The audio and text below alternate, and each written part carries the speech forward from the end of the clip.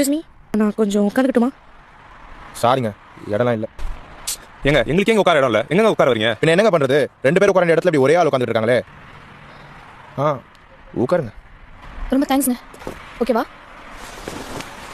Hi viewers, நீங்க கேட்ட மாதிரி பிரெக்னன்ட் உமன் சோஷியல் எக்ஸ்பெரிமெண்ட் நம்ம சக்சஸ்ஃபுல்லா பண்ணி முடிச்சிட்டோம். இவ்வளவு கூட்டமா இருக்க பஸ் ஸ்டாப்லயும் ஒரு பிரெக்னன்ட் உமனுக்கு சீட் கொடுத்து இங்க இருக்காங்க எல்லாரும் சமூக பொறுப்போட நடந்துக்கிட்டாங்க.